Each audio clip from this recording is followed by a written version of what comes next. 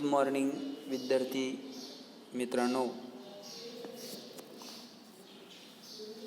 आपण पाठीमागच्या व्हिडिओमध्ये पुरवठ्यातील विचलन आणि पुरवठ्यातील बदल हा भाग आपण विचारात घेतलेला होता.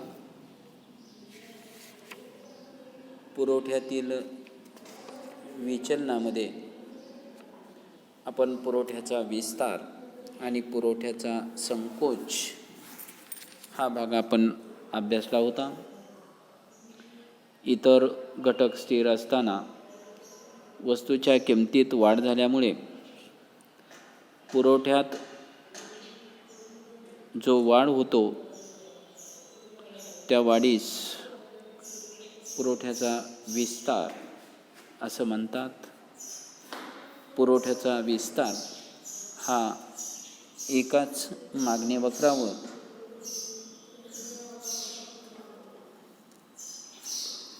उजव्या बाजूकडे दाखवता येतो आणि पुरवठ्यातील विचलनामध्ये आपण पुरवठ्याचा संकोच हाही भाग आपण विचारात घेतला होता. इतर परिस्थिती स्थिर असताना किमतीत घट झाल्यामुळे पुरवठ्यात जी घट होते त्यास पुरवठ्याचा संकोच असे म्हणतात. पुरवठ्याचा संकोच हा वस्तूच्या किमतीत घट झाल्यामुळे होत असतो. पुरवठ्याचा संकोच हा त्याच पुरवठा वक्रावर डावीकडे बाणाद्वारे दाखवता येतो आणि पुरवठ्यातील बदलही हा भाग आपण पाहिला होता. पुरवठ्यातील बदलामध्ये पुरवठ्यातील वाढ आणि पुरवठ्यातील घट या दोन संकल्पना आपण विचारात घेतल्या होत्या. इतर परिस्थितीत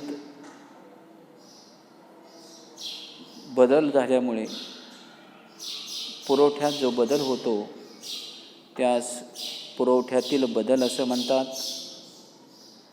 पुरवठ्यातील बदलामध्ये वस्तूची किंमत ही कायम असते. किमतीत अजिबात बदल होत नाही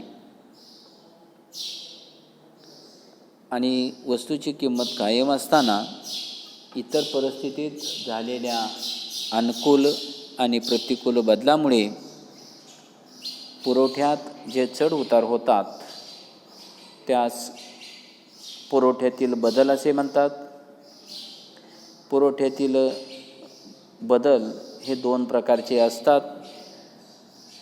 त्यातला पहिला आहे पुरवठ्यातील वाढ किंवा पुरवठ्यातील वृद्धी. वस्तूची किंमत स्थिर असताना इतर परिस्थितीत झालेल्या अनुकूल बदलामुळे पुरवठ्यात जी वृद्धी होते त्यास पुरवठ्यातील वृद्धी असे म्हणतात. इतर परिस्थितीत अनुकूल बदल होतो म्हणजे उत्पादन घटकांच्या किमतीत घट होते, सरकारच्या कराच्या प्रमाणात घट होते, तंत्रज्ञानामध्ये सुधारणा होते. या बदलामुळे पुरवठ्यात वाढ होते त्यास पुरवठ्यातील वृद्धी असे म्हणतात. पुरवठ्यातील वृद्धी दाखवताना मूळ पुरवठा वक्राच्या उजव्या बाजूला नवीन पुरवठा वक्राद्वारे पुरवठ्यातील वृद्धी दाखवता येते. हे आपण पाठीमागच्या व्हिडिओमध्ये पाहिलेलंच आहे.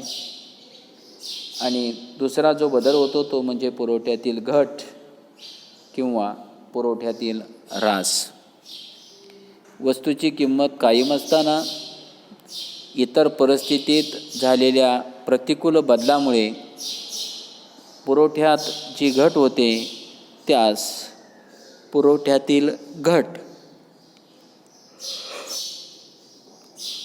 किंवा पुरवठ्यातील ऱ्हास असे म्हणतात. इतर परिस्थितीत प्रतिकूल बदल होतो, याचा अर्थ उत्पादन घटकांच्या किमतीत वाढ होते, करांच्या प्रमाणात वाढ होते, त्यामुळे पुरवठ्यामध्ये घट होते आणि पुरवठ्यात घट झाल्यामुळे पुरवठ्याचा ऱ्हास होत असतो. या झाल्या पुरवठ्यातील विचलन आणि पुरवठ्यातील बदल या संकल्पना. याच्या पुढचा भाग आहे तो म्हणजे खर्च आणि प्राप्तीच्या संकल्पना. आता आपणाला खर्चाच्याही संकल्पना विचारात घ्यायच्या आहेत आणि प्राप्तीच्या सुद्धा संकल्पना विचारात घ्यायच्या आहेत. आता खर्चाच्या संकल्पना अगोदर आपण विचारात घेऊया.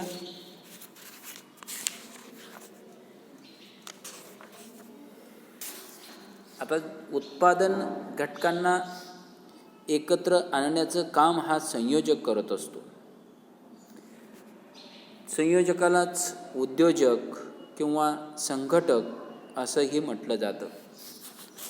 संयोजक जेव्हा उत्पादनाचे कार्य करतो तेव्हा त्याला विविध उत्पादनाचे घटक वापरावे लागतात. उदाहरणार्थ कच्चा माल, श्रम, भांडवल या घटकांचा वापर करून संयोजक उत्पादनाचे कार्य करत असतो. संयोजक जेव्हा या उत्पादन घटकांना एकत्रित आणण्याचं कार्य करतो तेव्हा या घटकांचा मोबदला देण्याचं काम त्या ठिकाणी संयोजक करत असतो. या घटकांवर केल्या जाणाऱ्या खर्च जो असतो त्या खर्चालाच उत्पादन खर्च असे म्हणतात. म्हणजेच उत्पादन घटकावर संयोजकाला जो खर्च करावा लागतो तो खर्च म्हणजे उत्पादन खर्च होय. उत्पादनात वाढ झाल्यास उत्पादन खर्चही वाढतो व उत्पादनात घट झाल्यास उत्पादन खर्चसुद्धा घटतो. आता या खर्चाच्या संकल्पनेमध्ये पुढील काही संकल्पनेचा समावेश होतो. त्यामध्ये पहिली जी संकल्पना आहे ती म्हणजे एकूण खर्च. आता एकूण खर्च कशाला म्हणायचं? ज्याला आपण टोटल कॉस्ट असं आपण म्हणतो. आता एकूण खर्च उद्योजकाने उत्पादनासाठी आवश्यक असणाऱ्या उत्पादन घटकावर म्हणजेच आदानावर जो खर्च केलेला असतो त्या खर्चाला एकूण खर्च असे म्हणतात.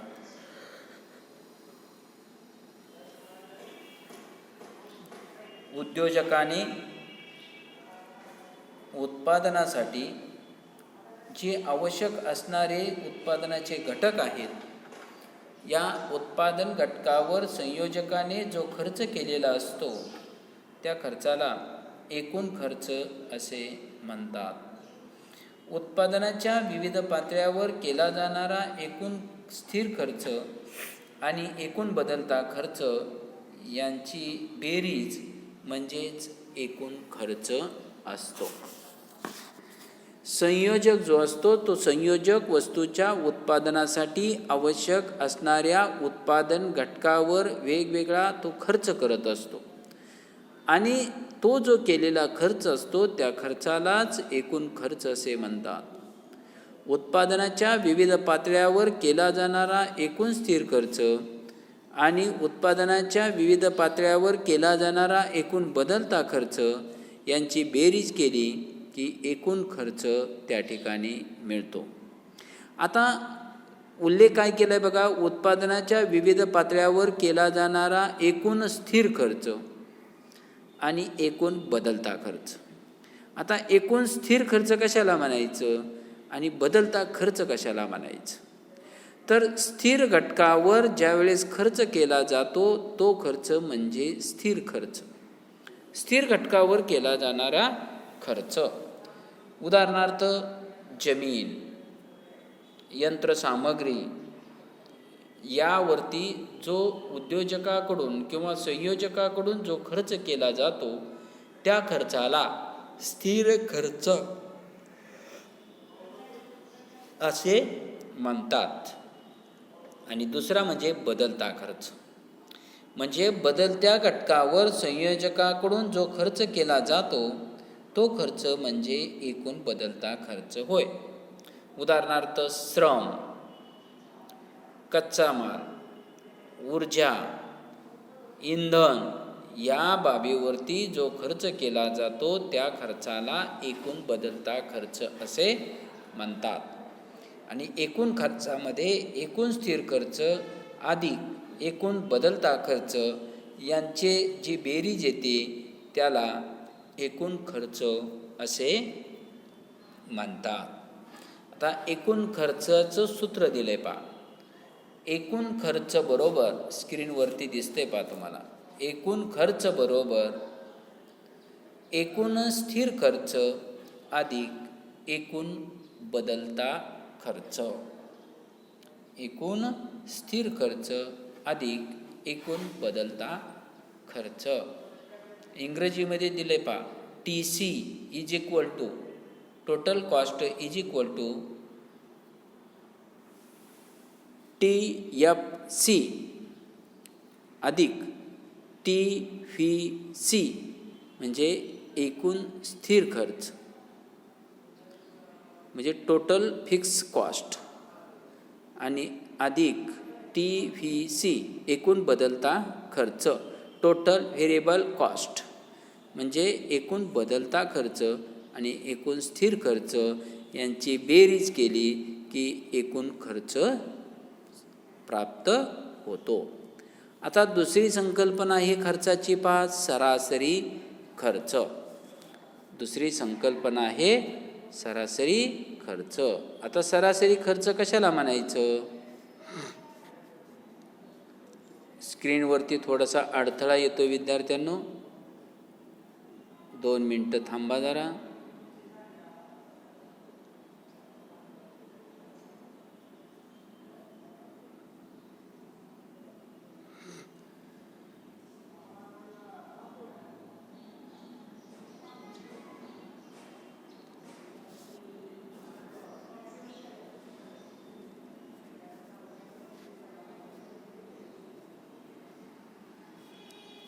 हे पहा, सरासरी खर्च. आता सरासरी खर्च कशाला म्हणायचं? सरासरी खर्च कशाला म्हणायचं? आता हे आपल्याला विचारात घ्यायचं आहे. आता सरासरी खर्च प्रत्येक नगसंख्येच्या उत्पादनासाठी येणारा एकूण खर्च म्हणजे सरासरी खर्च होय. प्रत्येक नगसंख्येच्या उत्पादनासाठी जो खर्च येतो त्या खर्चाला सरासरी खर्च असे म्हणतात. सरासरी खर्च हा दर नगाच्या पाठीमागे येणारा खर्च असतो. एकूण उत्पादन खर्चाला उत्पादित नगसंख्येने भागले असता सरासरी खर्च मिळतो. म्हणजे जो ॲव्हरेज कॉस्ट आहे, सरासरी खर्च जो आहे तो सरासरी खर्च प्रत्येक नगसंख्येच्या उत्पादनासाठी येणारा खर्च असतो. जो टोटल कॉस्ट आहे, एकूण जो खर्च आहे त्या खर्चाला एकूण नगसंख्येने भागल्यास आपणास सरासरी खर्च मिळतो. आता सरासरी खर्च बरोबर सूत्र दिलेलं आहे पहा. सरासरी खर्च बरोबर एकूण खर्च भागिले एकूण नगसंख्या. सरासरी खर्च बरोबर एकूण खर्च भागिले एकूण नगसंख्या. आता इंग्रजीमध्ये बघा AC इज इक्वल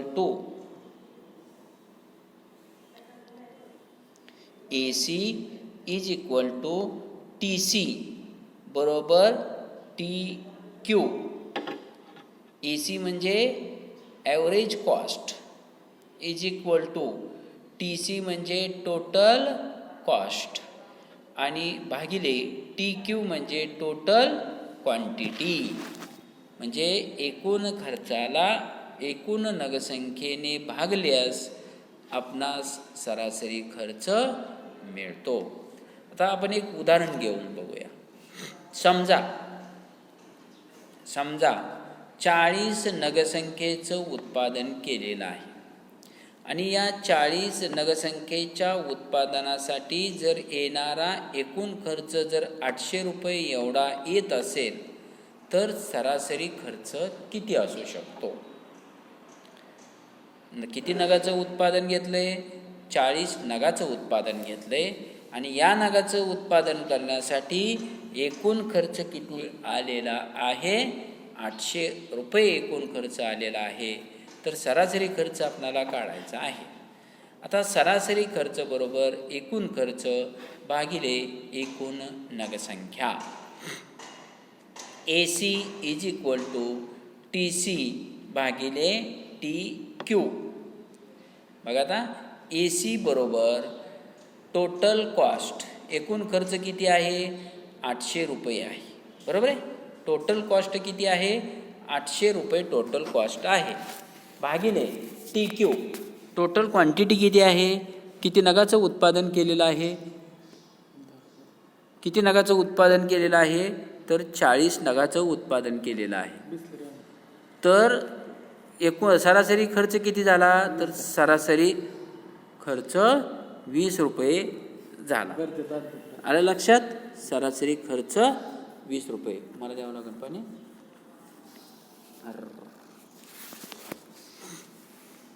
काय होतं?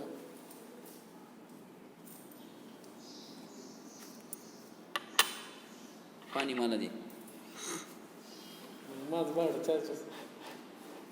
तुझ्या सांगत. आता त्याच्यानंतर बघा सीमांत खर्च. आता सीमांत खर्च कशाला म्हणायचं? तर एका जादा नगसंख्येचे उत्पादन केल्यानंतर एकूण खर्चात झालेली निव्वळ वाढ म्हणजे सीमांत खर्च होय. म्हणजे सीमांत खर्च कशाला म्हणायचं? तर एका जादा नगसंख्येच्या उत्पादनामुळे एकूण खर्चात जी वाढ होते त्यास सीमांत खर्च असे म्हणतात. एका जादा नगसंख्येचे उत्पादन केल्यानंतर एकूण खर्चात झालेली निव्वळ वाढ म्हणजे सीमांत खर्च होय. आलं लक्षात? आता सीमांत खर्चाचं सूत्र दिलंय पहा. सीमांत खर्च बरोबर अधिक नगसंख्येच्या उत्पादनानंतरचा खर्च वजा एकूण खर्च. एकूण नगसंख्येच्या उत्पादनानंतरचा खर्च वजा एकूण खर्च. आता उदाहरण आपण घेऊ. उदाहरण, समजा 4 नगांचं उत्पादन केलेलं आहे आणि 4 नगांचं उत्पादन करण्यासाठी एकूण खर्च आलेला आहे 200 रुपये. एकूण खर्च किती आलेला आहे? 200 रुपये. जर 5व्या नगाचं उत्पादन केल्यामुळे एकूण उत्पादन खर्च जर 250 रुपये एवढा जर झाला तर सीमांत खर्च किती असेल? बघा, 4 नगाचं उत्पादन घेतलंय. या 4 नगाचं उत्पादन घेण्यासाठी एकूण खर्च आलेला आहे 200 रुपये आणि जर समजा 5व्या नगाचं उत्पादन केल्यानंतर एकूण खर्च 200 रुपयावरून 250 रुपये जर झाला तर सीमांत खर्च किती? तर सीमांत खर्च म्हणजे शेवटच्या नगाचं उत्पादन घेण्यासाठी उत्पादकाला किंवा संयोजकाला येणारा खर्च. 4 नगाचं उत्पादन घेतलं त्यावेळेस 200 रुपये एकूण खर्च आला. 5व्या नगाचं उत्पादन घेतलं त्यावेळेस एकूण खर्च 250 रुपये झाला. म्हणजे शेवटच्या नगाचं उत्पादन घेतल्यामुळे एकूण उत्पादन खर्चात किती वाढ झाली? तर 50 रुपयांनी वाढ झाली. तर 50 रुपये हा कसला खर्च झाला? सीमांत खर्च झाला. आलं लक्षात? आता सूत्र, सीमांत खर्च बरोबर अधिक एक नगसंख्येच्या उत्पादनानंतरचा येणारा खर्च भागिले एकूण खर्च. आलं लक्षात? MCN. M म्हणजे मार्जिनल, बरोबर आहे, मार्जिनल कॉस्ट बरोबर अधिक एक नगरसंख्येच्या उत्पादनानंतरचा खर्च वजा एकूण खर्च. 250 वजा 200 बरोबर 50 रुपये हा कसला खर्च झाला? सीमांत खर्च झाला. आलं लक्षात? त्यानंतर आता प्राप्तीच्या संकल्पना आपणाला विचारात घ्यायच्या आहेत. पहा, कशाच्या? प्राप्तीच्या संकल्पना. आता प्राप्तीच्या संकल्पनेमध्ये वेगवेगळ्या किमतीला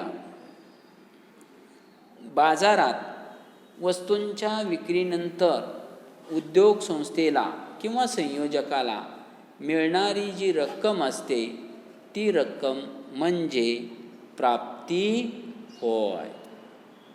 म्हणजे बाजारामध्ये वेगवेगळ्या किमती असतात, त्या किमतीला बाजारात वस्तूंच्या विक्रीनंतर संयोजकाला मिळणारी जी रक्कम असते ती सर्व रक्कम म्हणजे प्राप्ती होय.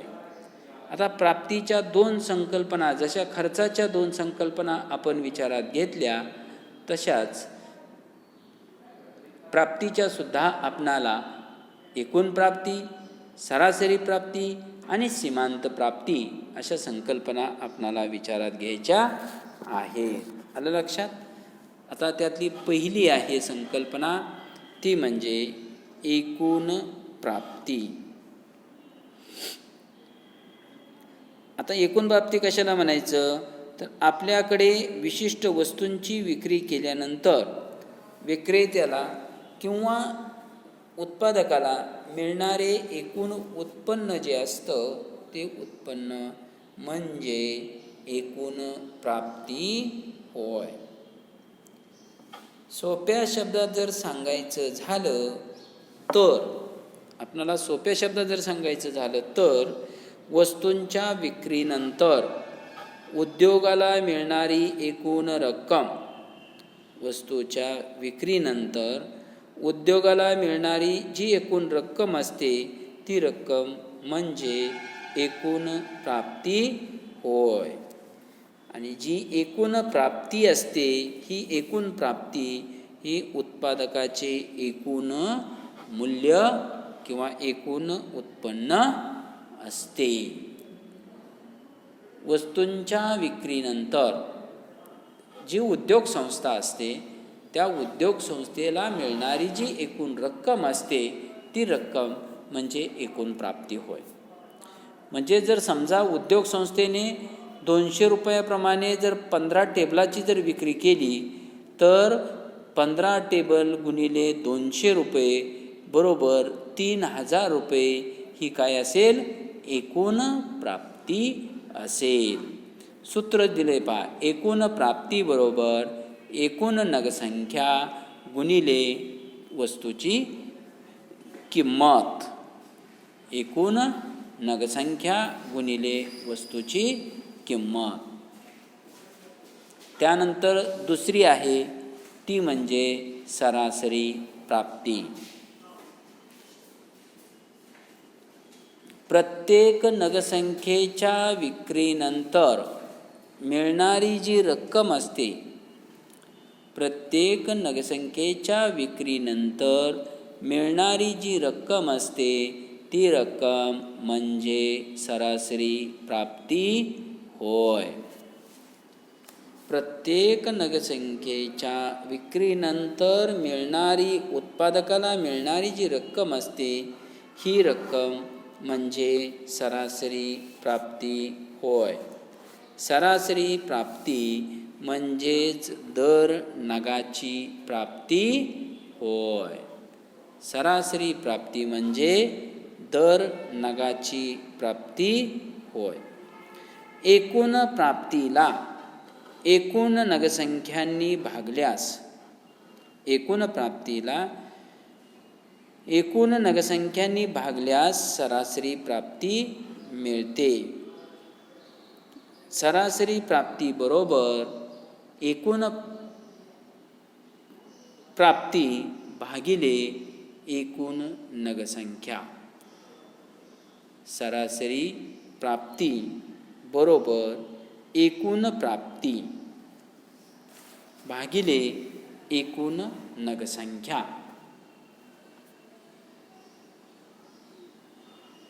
आता उदाहरणार्थ 15 टेबल विकल्यानंतर एकूण प्राप्ती 3,000 रुपये असेल तर सरासरी प्राप्ती किती?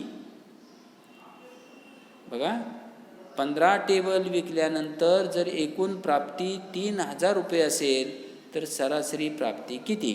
तर सरासरी प्राप्ती बरोबर एकूण प्राप्ती.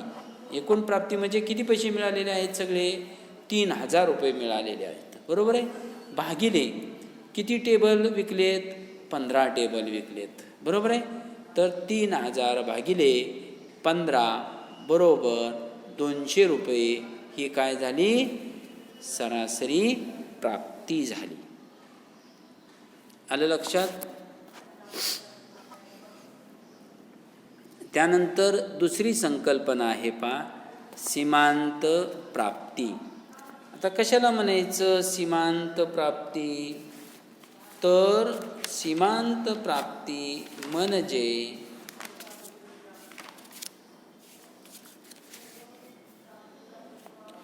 एका जादा नगाची विक्री केल्यानंतर एकूण प्राप्तीत होणारी निव्वळ वाढ असते ती वाढ म्हणजे सीमांत प्राप्ती होय. एका जादा नगाची विक्री केल्यानंतर म्हणजे अगोदर 15 नग विकत होतो, त्यामध्ये एक जादा नग विकल्या म्हणजे 16 नग विकल्यामुळे एकूण प्राप्तीची निव्वळ भर पडते, त्यालाच सीमांत प्राप्ती असे म्हणतात. आता एक आपण साधं उदाहरण घेऊ पहा. 10 घड्याळांच्या विक्रीनंतर किती? 10 घड्याळाच्या विक्रीनंतर जर एकूण प्राप्ती 10,000 रुपये जर मिळाली असेल आणि जर 11व्या घड्याळाच्या विक्रीनंतर एकूण प्राप्ती जर 10,500 रुपये झाली असेल तर 11व्या घड्याळाला विक्रीपासून आलेली जी प्राप्ती असते ती प्राप्ती म्हणजे सीमांत प्राप्ती असते. म्हणजे बघा, 10 घड्याळांची विक्री केली, त्यावेळेस 10,000 रुपये एकूण प्राप्ती मिळाली, म्हणजे सरासरी प्राप्ती किती झाली? 1,000 झाली. आणि जर समजा 11व्या घड्याळाचा नग विकल्यामुळे जर एकूण प्राप्तीमध्ये जर 500 रुपयांनी वाढ झाली आणि जर एकूण प्राप्ती 10,500 रुपये झाली तर ती 500 रुपये ही कसली प्राप्ती झाली? सीमांत प्राप्ती झाली. इथं दिलंय बघा, टेबलचं उदाहरण दिलेलं आहे पुस्तकामध्ये. समजा 20 टेबलांच्या विक्रीनंतर एकूण प्राप्ती 4,000 रुपये जर असेल आणि 21व्या टेबलाच्या विक्रीनंतर एकूण प्राप्ती जर 4,200 रुपये एवढी झाली असेल तर सीमांत प्राप्ती किती असेल? तर सीमांत प्राप्ती 200 रुपये असेल. कारण सीमांत प्राप्तीचं सूत्र दिलेलं आहे, सीमांत प्राप्ती बरोबर अधिक एक नगसंख्येच्या विक्रीनंतरची प्राप्ती वजा एकूण प्राप्ती. तर इथं 200 रुपये ही सीमांत प्राप्ती त्या ठिकाणी असू शकते. तर विद्यार्थी मित्रांनो, अशा पद्धतीनं आपलं 12वी अर्थशास्त्राच्या अभ्यासातील हे जे 5वं प्रकरण आहे, हे प्रकरण चौथं जे प्रकरण आहे ते प्रकरण या ठिकाणी संपतंय. आज आपण व्हिडिओमध्ये काय काय पाहिलं, तर आजच्या व्हिडिओमध्ये आपण प्राप्तीच्या आणि खर्चाच्या संकल्पना विचारात घेतलेल्या आहेत. या प्राप्तीच्या आणि खर्चाच्या संकल्पनेमध्ये आपण खर्चाच्या संकल्पनेमध्ये एकूण खर्च कशाला म्हणायचं, सरासरी खर्च कशाला म्हणायचं आणि सीमांत खर्च म्हणजे काय, या तिन्ही संकल्पना आपण विचारात घेतलेल्या आहेत. संयोजकाने वस्तूच्या उत्पादनासाठी आवश्यक असणाऱ्या उत्पादन घटकावर जो केलेला खर्च असतो तो खर्च म्हणजे एकूण खर्च असतो. बरोबर आहे. आणि एकूण खर्चामध्ये एकूण स्थिर खर्च अधिक एकूण बदलता खर्च यांची बेरीज केली की एकूण स्थिर खर्च समजतो. त्यानंतर आपण पाहिलं सरासरी खर्च. प्रत्येक नगसंख्येच्या उत्पादनासाठी संयोजकाला जो आलेला खर्च असतो तो खर्च म्हणजे सरासरी खर्च होय. म्हणजे प्रत्येक नगसंख्येच्या उत्पादनासाठी संयोजकाला येणारा खर्च हा सरासरी खर्च असतो. त्यानंतर सीमांत खर्च आपण विचारात घेतला. एका जादा नगसंख्येचे उत्पादन केल्यानंतर एकूण खर्चात जी झालेली निव्वळ वाढ असते ती वाढ म्हणजे सीमांत खर्च होय. आलं लक्षात. त्यानंतर आपण प्राप्तीच्या संकल्पना विचारात घेतल्या. त्यामध्ये पहिली संकल्पना विचारात घेतली ती म्हणजे एकूण प्राप्ती. त्यानंतर आपण सरासरी प्राप्ती विचारात घेतली आणि त्यानंतर सीमांत प्राप्ती आपण विचारात घेतली. वेगवेगळ्या किमतीला बाजारात वस्तूच्या विक्रीनंतर संयोजकाला मिळणारी जी रक्कम असते ती रक्कम म्हणजे प्राप्ती होय. त्यामध्ये आपण एकूण प्राप्ती कशाला म्हणायचं विचारात घेतलं पहा.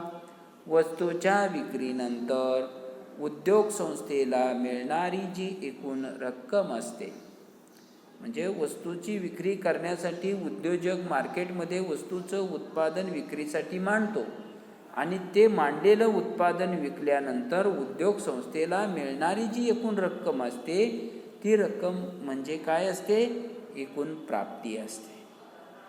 एकूण प्राप्तीचं सूत्र आपण विचारात घेतलं. एकूण प्राप्ती बरोबर एकूण नगसंख्या गुणिले वस्तूची किंमत. त्यानंतर सरासरी प्राप्ती आपण विचारात घेतली. प्रत्येक नगसंख्येच्या विक्रीनंतर मिळणारी जी रक्कम असते ती रक्कम म्हणजे सरासरी प्राप्ती असते.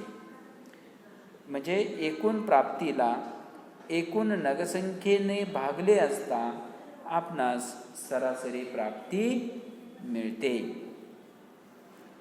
आणि तिसरी आपण पाहिली ती म्हणजे सीमांत प्राप्ती. एका जादा नगसंख्येच्या विक्रीनंतर एकूण प्राप्तीत जी झालेली वाढ असते ती वाढ म्हणजे सीमांत प्राप्ती असते. सीमांत प्राप्ती कशी मोजली जाते त्याचं सूत्र आपण विचारात घेतलं. सीमांत प्राप्ती बरोबर अधिक एक नगसंख्येच्या विक्रीनंतरची प्राप्ती वजा एकूण प्राप्ती, ती म्हणजे सीमांत प्राप्ती होय. अशा पद्धतीनं आपण या ठिकाणी खर्चाच्या आणि प्राप्तीच्या संकल्पना विचारात घेतलेल्या आहेत. आता यामध्ये स्वाध्याय दिलेला आहे पहा. घरी वहीमध्ये स्वाध्याय लिहून काढा. अगदी खालील विधाने पूर्ण करा असेल, सहसंबंध पूर्ण करा असेल, योग्य आर्थिक पारिभाषिक शब्द सुचवा असेल, खालील पत्रकावरून प्रश्नाची उत्तरे लिहा असेल, की खालील उतारा तक्ता याचे निरीक्षण करून विचारलेल्या प्रश्नाची उत्तरे लिहा असा प्रश्न असतो पहा बोर्डाच्या परीक्षेला. तो प्रश्न असेल, चॉकलेटचे पुरवठा पत्रक दिलेलं आहे, ते पुरवठा पत्रक पूर्ण करायला सांगितलेलं आहे. त्यानंतर बटाटा बाजारात पत्रकाचे निरीक्षण करायचे आणि खालील प्रश्नांची उत्तरं लिहायची आहेत. मग त्यामध्ये आपणाला अ उद्योजक, ब उद्योजक, क उद्योजक त्या ठिकाणी दाखवलेला आहे आणि त्या पत्रकावरून किंवा बाजार पत्रकाचं निरीक्षण करून विचारलेले जे प्रश्न आहेत त्या प्रश्नाची उत्तरं आपणास लिहायची आहेत. त्यानंतर खालील प्रश्नांची उत्तरे लिहा म्हणून सांगितलेलं आहे पहा. एकूण खर्च व एकूण प्राप्ती या संकल्पना स्पष्ट करा. एकूण प्राप्ती, एकूण खर्च आणि सीमांत, एकूण खर्च व एकूण प्राप्ती या दोन्ही संकल्पना पूर्ण करा म्हणून विचारलेलं आहे. ते सुद्धा वहीमध्ये लिहून काढा. प्रश्नाची योग्य पद्धतीनं उत्तरं लिहा. शेवटी परत पुरवठा निर्धारित करणारे घटक सांगा म्हटले. तो अभ्यासक्रमामधून वगळलेला भाग आहे, त्यामुळे त्या प्रश्नाचं उत्तर लिहायच्या विचारात पडू नका. उर्वरित प्रश्नाची उत्तरे वहीमध्ये लिहून काढा. आणि शेवटी एक प्रश्न दिला आहे पहा, सविस्तर उत्तर लिहा म्हणून, आणि त्यामध्ये दिलेला आहे पुरवठ्याचा नियम अपवादासह स्पष्ट करा. असा प्रश्न परीक्षेला विचारला जाऊ शकतो. त्यावेळेस त्या प्रश्नाची उत्तराची मांडणी करत असताना प्रस्तावना, सिद्धांताचं विधान, कोष्टक, आकृतीद्वारे स्पष्टीकरण, त्यानंतर गृहीतके आणि त्या नियमाचे जे अपवाद आहेत ते अपवाद त्या ठिकाणी आपणाला सविस्तर लिहावे लागणार आहेत. तर अशा पद्धतीनं हा स्वाध्यायी आपण थोडक्यात विचारात घेतलेला आहे. त्याची व्यवस्थित उत्तरं वहीमध्ये लिहून काढा की आपणाला त्या प्रश्नाची उत्तरे कशी लिहायची ते आपणाला चटकन समजेल. आता आपण उद्याच्या व्हिडिओमध्ये बाजाराचे प्रकार, फॉर्म्स ऑफ मार्केट हा जो भाग आहे किंवा हे जे नवीन प्रकरण आहे ते प्रकरण आपण उद्याच्या व्हिडिओमध्ये सुरू करूयात. विद्यार्थ्यांनो, घरीच राहा, सुरक्षित राहा, स्वच्छ साबणाने हात धुवा, अनावश्यक वेळी बाहेर पडू नका, गरजेपुरतंच बाहेर पडा आणि आपल्या कुटुंबाची काळजी घ्या. धन्यवाद.